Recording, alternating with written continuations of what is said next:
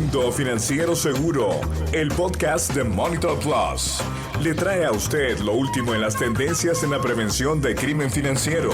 Entrevistas con líderes de opinión y expertos que compartirán valiosa información sobre lo nuevo en la industria financiera. Mundo Financiero Seguro. Recorremos el mundo para conocer las últimas tecnologías que le permitirán a usted y a su institución estar al tanto de la información que agregue valor a su negocio. Mundo Financiero Seguro. Comenzamos. El fenómeno de una globalización con crecimiento digital exponencial ofrece el ambiente y posibilidades perfectas para el desarrollo de actividades ilegales dedicadas a actividades como el tráfico de drogas, la corrupción, el soborno, entre otras. Hay una responsabilidad social y personal que busca reprimir el fenómeno de la corrupción y las actividades delictivas de tales grupos, la cual exige el conocimiento de los modus operandi, la utilización de una nueva tecnología que ayudan a dar apariencia de legalidad a los fondos, en donde se debe prestar especial atención sobre las actividades de intermediación financiera.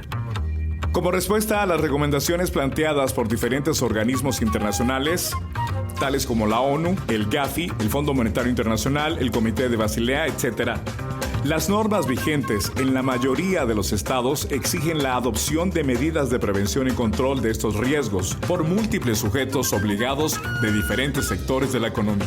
En el presente podcast analizaremos el cambio de enfoque en PLD en la revolución tecnológica y algunas de las principales recomendaciones para mitigar el riesgo de lavado de dinero y financiamiento al terrorismo. Hola, ¿cómo están? Bienvenidos todos a este nuevo podcast Mundo Financiero Seguro de Monitor Plus. Soy Juan José Ríos. Gracias por acompañarnos una vez más. En esta ocasión nos acompaña Juan Pablo Rodríguez. Él es colombiano, es director de Risk Management, y también Ilian Vasco, VP de Marketing y Producto. Ambos, gracias por acompañarnos, y a ustedes que nos sintonizan y se unen a esta conversación, muchísimas gracias. Bueno, vamos a entrar en materia y voy a comenzar preguntándote, Juan Pablo, ¿qué lecciones nos deja la información revelada en los FinCEN Files? Juan José, muchas gracias por la invitación. El caso que conocimos el 20 de septiembre de este año, hay muchas lecciones aprendidas. La primera, que hay que desconfiar de la información que aparece en los medios de comunicación, toda vez que contrastando los datos que mostraron el portal de periodistas de investigación del ICI, nos damos cuenta que en esa conclusión que dan de 2.100 reportes de operación sospechosa del FinCEN, la Unidad de Inteligencia Financiera de los Estados Unidos, ni siquiera representan el 0,010% de los 25 millones de reportes de operación sospechosa que se pudieron haber hecho entre 1997 y 2019. Eso supone entonces que las conclusiones a las que arribaron los periodistas de investigación no son significativas, pero lamentablemente generaron seguramente un daño a las entidades financieras mencionadas. La segunda lección aprendida es que en algunos casos se depende del periodismo de investigación para tomar decisiones, pero vale la pena contrastar esa información para determinar qué tanta fiabilidad y credibilidad tiene. Y la tercera lección aprendida es que probablemente, y aunque esto suene contradictorio, se necesitan los escándalos para darle importancia y respaldo a una labor siempre tan compleja como la del oficial de cumplimiento dentro de los sujetos obligados, que no necesariamente debe circunscribirse a los bancos, sino a muchísimas entidades que también ahora, por virtud de la regulación, deben contar con un modelo contra el lavado de activos y la financiación del terrorismo. Si pudiéramos agregar algo más, este caso nos enseña que seguimos incumpliendo la regulación, especialmente sobre beneficiario final. Siguen generándose vinculaciones en las entidades financieras de compañías que no saben con quién están haciendo negocios y que dependemos de la filtración de datos para saber de qué tipo de operaciones se trata y con qué tipo de organizaciones al margen de la ley se tienen relaciones al interior de las entidades financieras para productos bancarios. Esas serían las 4 lecciones que nos dejan los FinCEN Files y seguramente vendrán muchos más escándalos o vendrán más publicaciones derivadas de la infracción. Gracias, Juan Pablo. Además de estas lecciones que nos deja esta información y lo que nos compartía Juan Pablo, Ilian, ¿qué otros experiencias, por decirlo de alguna forma, nos deja esta información revelada por los Fines and Files? Hola Juan, gracias. Sí, definitivamente este es un tema que generó mucho revuelo. Como mencionaba Juan Pablo, pues los Fines and Files, digamos que dicen mucho y se le hizo mucha bulla, pero al final pues no dicen o no hay mucha data realmente a lo que corresponde a la realidad. Pienso que inicialmente esto tuvo un gran auge y el boom de la noticia, pero al final digamos que es un tema bien importante, es que la gente que no está en el medio sabe que la función de cumplimiento es de medio y no de resultado. Entonces, en este caso, uno no pudiera tomar estos reportes, estas filtraciones como unas denuncias concretas, porque realmente no son unas denuncias, sino, digamos, un acto después de haber hecho una gestión y una validación que le corresponde, digamos, a cada estado validar. Es un tema que, como pasó en Estados Unidos y seguramente pasa en otros países, esa gestión, digamos que se hace por las entidades, se hace bajo una metodología, un marco metodológico y demás, pero al final se desconoce cuál es el resultado final de las autoridades. O sea, de ahí arranca otra etapa procesal en donde uno no sabe si finalmente lo que una entidad consideró como sospechosa finalmente resultó siendo realmente un tema de lavado. Entonces, digamos que ahí es donde uno habla y ve el comparativo fraude-lavado, ¿sí? En donde uno evidentemente, cuando uno está haciendo análisis y monitoreo, por ejemplo, de prevención de fraude, el fraude es fraude. ¿Se robaron o no se robaron la plata? En el caso de prevención de lavado es más complejo porque yo puedo considerar que hay un lavado, pero no necesariamente lo debo confirmar. Entonces, la gran lección, digamos, en este caso, aparte de todo lo que puede pasar y de todo lo que se puede filtrar y los riesgos que pueden sufrir las entidades reputacionalmente con los clientes o las personas que salen reportados en estos temas, es que realmente los datos, por más resguardados que puedan estar, se pueden comprometer, y hace un llamado, pienso yo, a revisarse internamente a las instituciones y a las mismas entidades de cómo se está protegiendo esa data. Muchísimas gracias, Ilian. Bueno, tomando este escenario de la metodología, los resultados e información, Juan Pablo, quiero preguntarte, ¿qué tendencias entonces se vislumbran para las instituciones financieras frente al 2021 y, por supuesto, el retorno al nuevo normal de las economías en Latinoamérica? Juan José, muchas gracias. Bueno, el año ha sido un año atípico, como todos saben. La pandemia no estaba en la planeación estratégica de ninguna compañía, por lo menos en Latinoamérica, y esto ha forzado muchísimos cambios dentro de las organizaciones, algunos positivos y otros negativos. Dentro de lo positivo podemos mencionar la transformación digital a una velocidad mucho más rápida de la esperada, porque precisamente nos vimos obligados a empezar a hacer vinculaciones no presenciales, a trabajar en casa o en lugares remotos, sin dejar, digamos, descansar la economía y sectores tan importantes para los países como el sector financiero.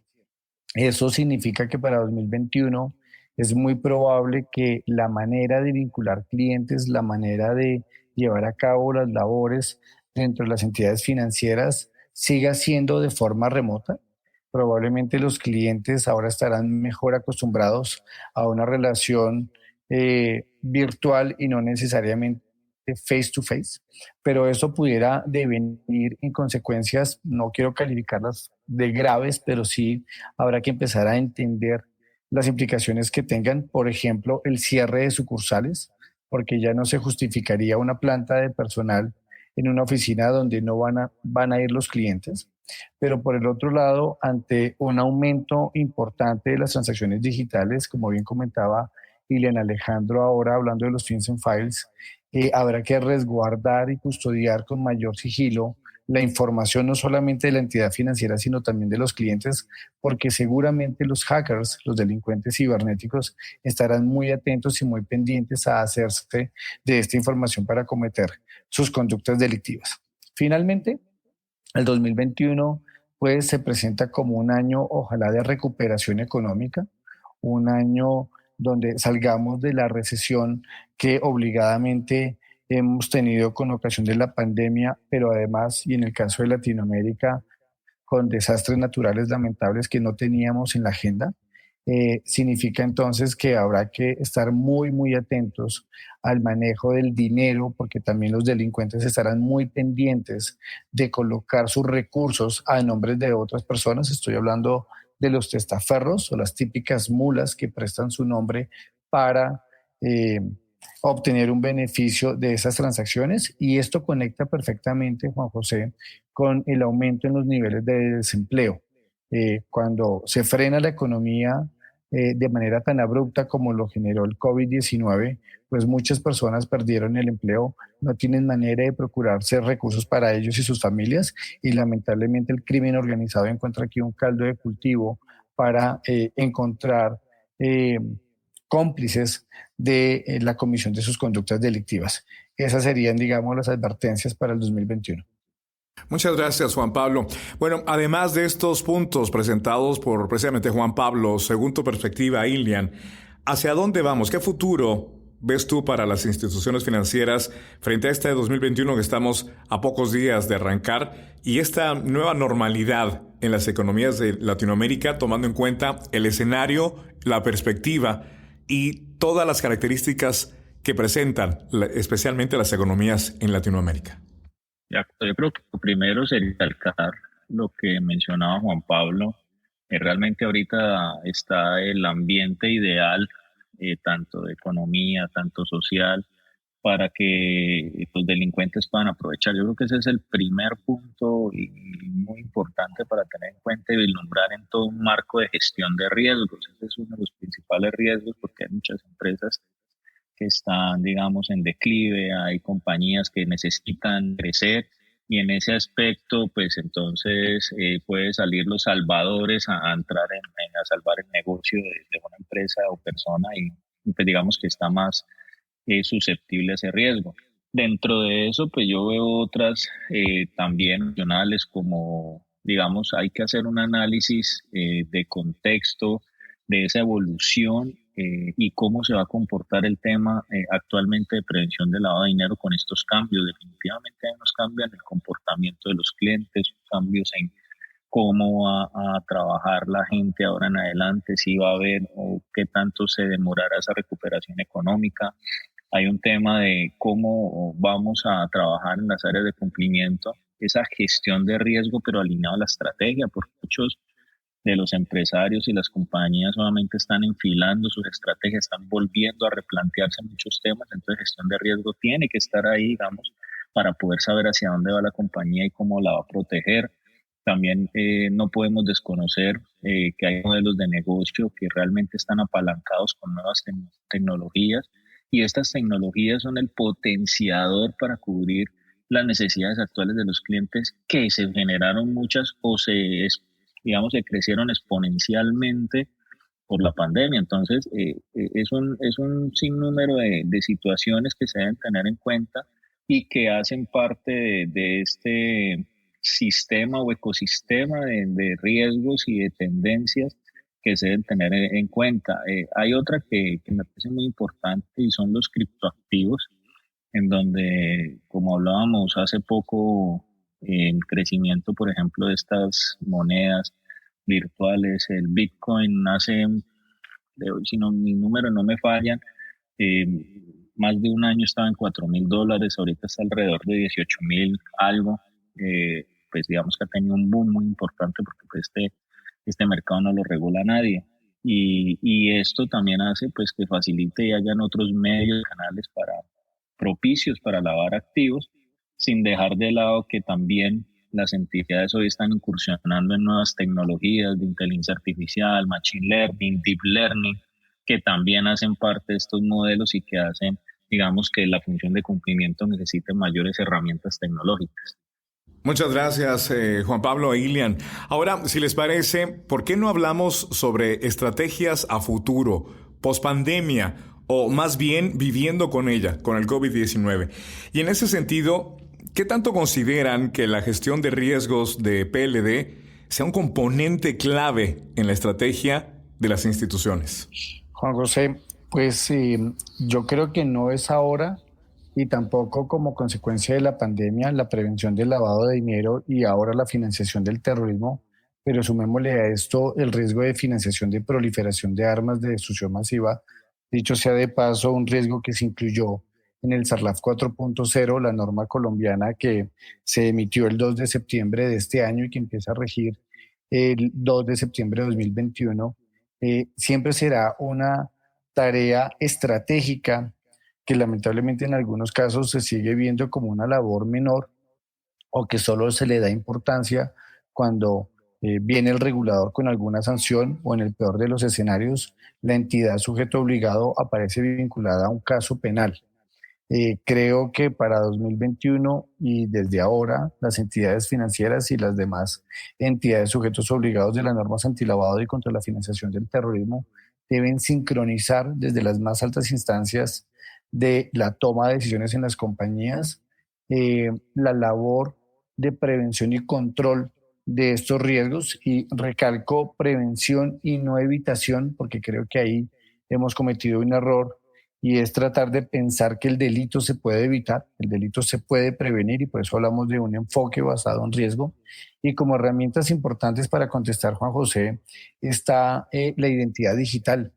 No en vano, en marzo de este año, y aunque coincidiera con la pandemia, pero no es un producto de ella, aunque algunos lo entendieron de forma equivocada, el Grupo de Acción Financiera Internacional, GAFI, emitió una guía para que las entidades sujetos obligados pudieran llevar a cabo vinculaciones no presenciales, algo que hace algunos años le teníamos muchísimo temor porque dependíamos de una relación face to face, una relación cara a cara, que en mi opinión, y esto solo me compromete a mí, creo que poco o nada le ha aportado a la lucha contra el crimen.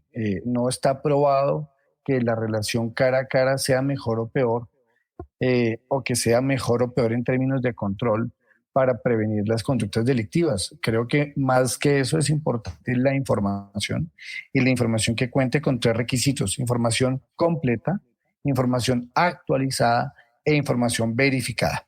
Y el último tema importante aquí es que podrá recaudarse información y verificarse no necesariamente con el titular del dato, es decir, no necesariamente con el cliente, sino podríamos ir a bases de datos que obviamente respetando la regulación de la protección de datos personales o como se conoce en otras legislaciones del habeas data, permitan a las entidades sujetos obligados tener esa información con la que puedan gestionar los riesgos y seguramente hacer mucho más amables las relaciones con los clientes, porque está probado que el cliente estaría dispuesto, y eso por excepción, a entregar información a una entidad financiera o sujeto obligado si es él el que tiene la necesidad, por ejemplo, como ocurre en las operaciones de crédito. Pero cuando ustedes hablan de operaciones del pasivo, el banco o la entidad financiera le queda muy difícil recaudar toda la información que necesitaría para la gestión de riesgo. De forma que esos dos son los cambios que se vislumbran en el horizonte de cómo luchar contra el crimen organizado, cambiando el paradigma de esa relación de antaño que veníamos acostumbrados del face to face para pasar a una relación digital, pero siempre, en cualquier caso, de manera segura y que sirva a efectos de cumplir con la regulación antilavado. Gracias, Juan Pablo. Lavado, prevención o evitar el delito. La identidad digital, nos hablabas. Bueno, parece ser que esto no es necesariamente una experiencia que nos deja la pandemia, el cara a cara. En ese sentido, Ilian, yo también quisiera preguntarte, ¿cuál es tu opinión sobre tu consideración si la gestión de riesgos del PLD sea este componente clave en las estrategias de las instituciones? ¿Existirán, además de lo que mencionaba Juan Pablo, otras estrategias? Sí, de acuerdo, Juan. Considero que definitivamente en la estrategia de las instituciones debe estar las áreas de prevención de lavado, en donde es muy importante que se tenga dentro de ese modelo los riesgos, tanto de prevención de lavados como otros riesgos que hacen parte de las instituciones. Cuando se ve una encuesta de Deloitte salió el año pasado de por qué no se han implementado ciertos temas o por qué ciertos procesos de transformación digital se habían frenado o habían aportado para que no salieran a tiempo, muchos de ellos se dieron cuenta que era porque no estaban preparados para ya asumir el control de riesgos frente a los proyectos. Entonces, si esto se hace desde un momento inicial, pues va a ser más fácil salir positivamente ante una situación, ante una estrategia clara. Obviamente, pues esto permite que cumplimiento pues tenga una función proactiva a la gestión de riesgos. También se puedan responder a los cambios de negocio o que se pueda identificar y responder a los cambios de un contexto global como lo que estamos viendo ahorita. En ese aspecto, yo considero que la combinación de lo que es la estrategia o todo el modelo de gobierno corporativo y prevención de lavado realmente es un componente clave en la estrategia de cualquier institución que deba tener, digamos, una estrategia clara y efectiva con fin de prevenir el lavado de activos. Monitor Plus, ACRM+, es un módulo especializado que apoya a las instituciones en el cumplimiento de regulaciones locales e internacionales. Cuenta con diferentes funcionalidades útiles para la prevención del lavado de activos. Además, ayuda a gestionar requerimientos de conocimiento de clientes, empleados, terceros y beneficiarios finales. Esta solución permite determinar y asociar el riesgo del cliente durante toda su relación comercial, aplicar medidas de mitigación y analizar las costumbres transaccionales, comparándolas con parámetros y modelos de detección probados en alrededor de 400 instituciones financieras. Juan Pablo, continuando con este podcast y este tema, ¿qué sinergia puede generar entre áreas de control y la unidad del PLD en la gestión de crimen financiero? Pues es una muy buena pregunta, Juan José, sobre todo porque más o menos hace 3 meses o tal vez 4, el Instituto de Auditores Internos a nivel global cambió su postura de las famosas 3 líneas de defensa. Para recordarle a la audiencia, tenemos 3 líneas claramente diferenciadas. En la primera línea normalmente se destacan las áreas comerciales, en la segunda línea se destacan las áreas de riesgo y cumplimiento y en la tercera línea están los auditores internos. Hacia arriba, la relación con la alta dirección y los órganos de gobierno y desde afuera los supervisores o los auditores externos. Precisamente en esa nueva manera de mostrar las líneas de defensa, el Instituto de Auditores Internos espera un mayor nivel de compromiso y una mayor cercanía en todas las líneas de defensa y especialmente en estas que se refieren a la lucha contra el crimen organizado, especialmente contra el lavado de activos y la financiación del terrorismo, destacando unos principios fundamentales como el de la integridad, la transparencia, pero sobre todo la independencia. Y frente a eso de si hay sinergia o no entre las áreas de control y la unidad de prevención del lavado de activos, pues es muy importante pasar una línea que distinga las funciones de control de las funciones del oficial de cumplimiento y su equipo, porque lo que uno puede encontrar en la práctica profesional es que se están repitiendo controles o se están repitiendo tareas que no van en beneficio del modelo, sino que lo recargan de unas labores operativas y que probablemente hace esto menos taquillero a los ojos de la alta dirección. Entonces, nosotros somos convencidos de que se requiere un trabajo en equipo, pero limitándose las atribuciones de cada uno en lo que corresponda al control interno sobre la revisión de los mitigantes del lavado de activos y la financiación del terrorismo, y por el lado del oficial de cumplimiento y su unidad, la gestión, diseño, implementación, monitoreo del modelo, asegurándose pues que se trate de un conjunto de herramientas capaces de prevenir el crimen y como ya señalaba Irene Alejandro, recalcando que se trata de una tarea de medio y no de resultado. Y por eso, de nuevo, retomo el concepto de lo importante que es hablar de prevención y no de evitación del delito, porque esto llevaría a modelos bastante complicados de cumplir desde el punto de vista legal.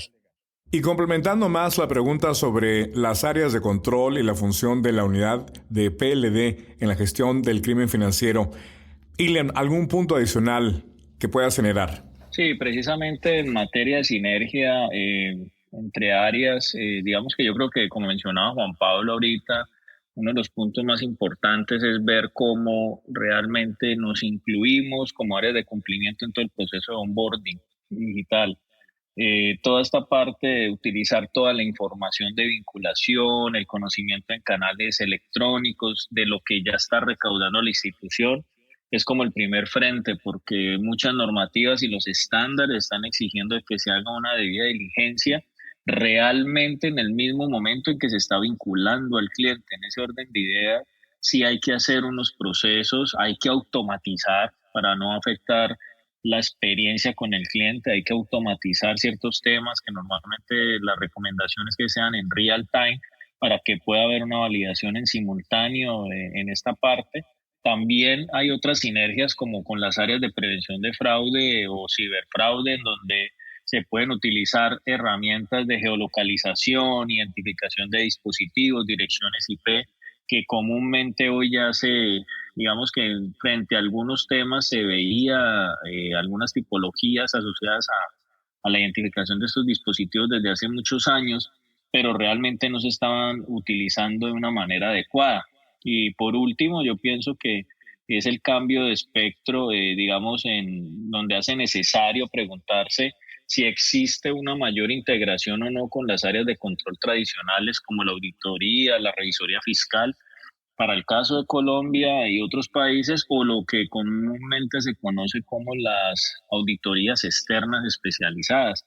Entonces, si nosotros tenemos un modelo de gestión de riesgo en donde tenemos una sinergia en donde las áreas de control identifican ciertos temas, cómo realmente estamos integrando toda esa información, cómo estamos integrando esas validaciones y cómo nosotros estamos llevando una debida diligencia sobre esas actividades para que realmente podamos crear esa unión que haga que la gestión de cumplimiento sea más efectiva.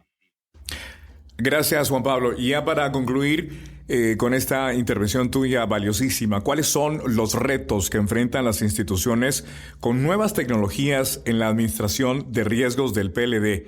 ¿Qué riesgos, Juan Pablo? ¿Qué riesgos emergentes representan o qué valor agregado pueden aportar? Bien, pues esta denominación técnica de riesgos emergentes, entendida como el conjunto de eventos que no se conocían antes, esa es la definición que podemos dar, se hicieron mucho más palpables con el COVID-19 porque muy pocos hicieron un adecuado ejercicio de gestión del riesgo y sobre todo de planeación frente a lo que venía sucediendo en Oriente y que luego cruza el Atlántico con los efectos devastadores que ya hemos comentado aquí. ¿Qué cosas debemos tener en cuenta como riesgos emergentes? Pues primero, el cambio de comportamiento de los delincuentes. Los delincuentes, lamentablemente, para nosotros, los del lado, vamos a decirlo así, el lado de los buenos, el lado de los que luchamos contra el crimen organizado, no nos hemos acomodado tan rápido como la delincuencia organizada frente a los desafíos de la pandemia. También es muy importante empezar a atender retos como el de la identidad digital y las vinculaciones no presenciales. Número tres sería el cambio generacional en la clientela bancaria.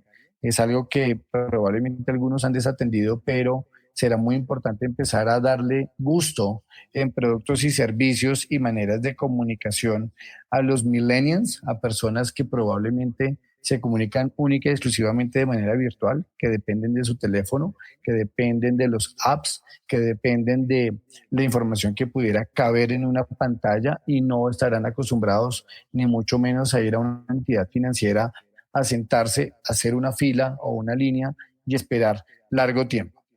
Número tres, hay en el horizonte muchas herramientas. Yo destaco la cadena de bloques, o dicho en inglés el blockchain, una herramienta muy importante para la lucha contra el crimen que lamentablemente ha sufrido de mala reputación derivada de los criptoactivos, como ya comentaba Ilian Alejandro.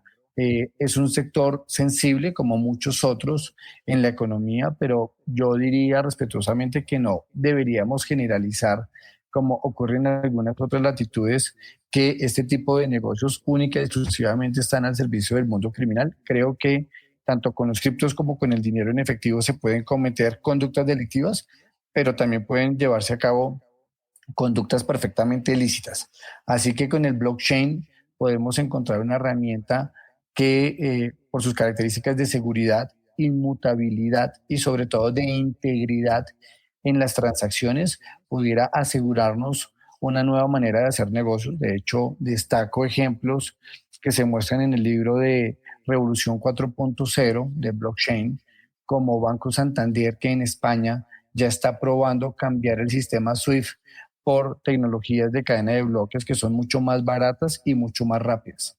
Ejemplos de estos ustedes pueden encontrar en África para personas que no están bancarizadas pero que necesitan tener relaciones comerciales a unas tasas mucho más bajas y a una velocidad mucho más amplia en términos de la recepción del dinero. Así que mi consejo sería empezar a trabajar en programación, tecnología, machine learning, inteligencia artificial, big data y todos los techs que ustedes se imaginen, fintech, insurtech, legaltech, regtech, que creo que es el futuro cercano que debemos atender, Juan José.